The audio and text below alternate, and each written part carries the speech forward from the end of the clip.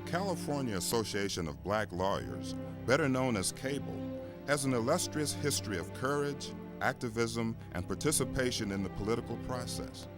During the 1976 convention of the National Bar Association in Houston, Texas, several California attorneys and judges met to discuss the need for a statewide bar organization to address the issues facing black lawyers and judges in California. We had decided that we as lawyers needed more input in the selection of judges. We also felt that we need to have more input in the state bar. And so we felt if we could get a statewide organization, then we would have more input into both the political aspect and the state bar politics. When I attended the first organizational meeting, I wanted to know and wanted to hear what the people were talking about and whether or not it was just, more lip service or whether or not there was a program that people wanted to implement. And I was pleasantly pleased, if you will, that it was for real.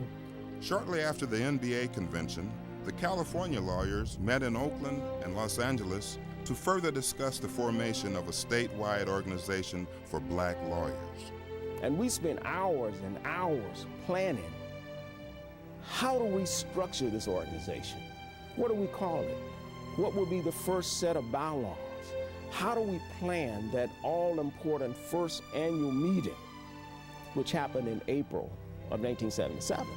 CABL represented to me at that time the unification of the African-American lawyers and judges in the state of California. The first meeting was sponsored and planned by the leadership of the Charles Houston Bar Association and the John M. Langston Bar Association. The initial bylaws of CABL were adopted, and there were discussions held on current issues of the time. I had the opportunity as president of Charles Houston at that time to preside at the opening session of the meeting. So I called the meeting to order at the Marriott Hotel Airport in Los Angeles. It was an awesome feeling. Almost 200 black lawyers from around the state had come to that hotel. And at 9 a.m. on the nose, not 9:01, but 9 a.m., we were able to call the meeting to order. The key panel of the morning dealt with the Bakke versus UC Regents reverse discrimination case. The case was on its way through the courts. The panel was moderated by Judge Ben Travis and Judge Stanley Malone. It also included several legal scholars, including Elihu M. Harris, Billy Hunter, Professor Emma Jones, Professor Charles Lawrence, and Judge Robert M. Takasugi. It was kind of a time of activism for us in the law profession at that time because we had some of the best lawyers, best African-American lawyers, at least in my mind, ever. Clint White, Nat Colley, and some lawyers, Leo Brandon, some other lawyers from Los Angeles were very, very well known to us. But the larger bar association, or the major bar association, didn't really know these black lawyers existed for the most part. Some of us did. And I was always concerned about the role of the private practitioner. So when we had an opportunity to create a statewide organization, it was very, very important to me because there were statewide issues that had to be addressed.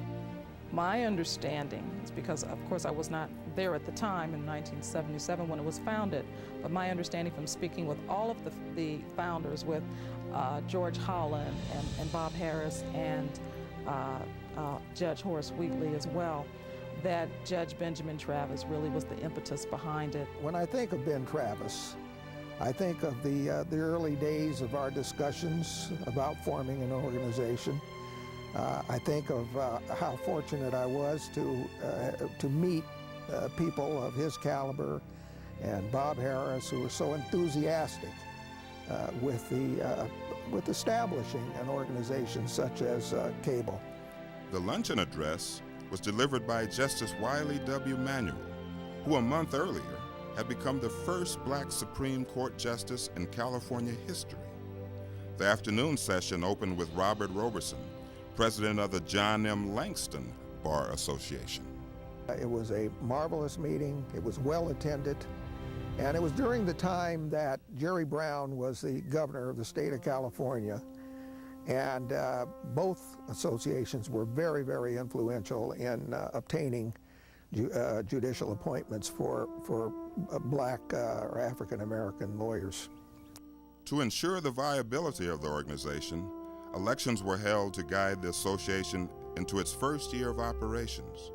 After being nominated by Assemblyman Willie L. Brown, Jr., Donald McCullum of Oakland, a noted civil rights and longtime NAACP attorney, was elected CABL's first president. Other officers elected included Naomi Young, Vice President for Northern California, Ivy Daly, Vice President for Southern California, Irma Brown as Secretary, and John L. Burris as Treasurer. Judge Ben Travis was elected as Chair of the Judicial Section of CABL. The primary focus of the organization was to change the face of the California judiciary and to influence the course of events affecting black people. At the time CABL came into existence, we had one African American judge, and of course that was the late great Judge Earl Gillum. Once CABL came into existence, we magnified that 10 times. And mainly because, number one, they didn't know how many African American attorneys we had in San Diego. Problems that we were dealing with then still exist.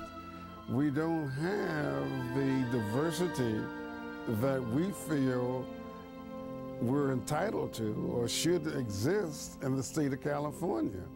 CABL has just consistently been in the news throughout my presidency, and that is extremely important because we are called upon by the media when anything happens in the community, in the nation, to give our voice on what is CABL's thoughts. They're looking to us for direction, and that to me says that CABL is very viable today.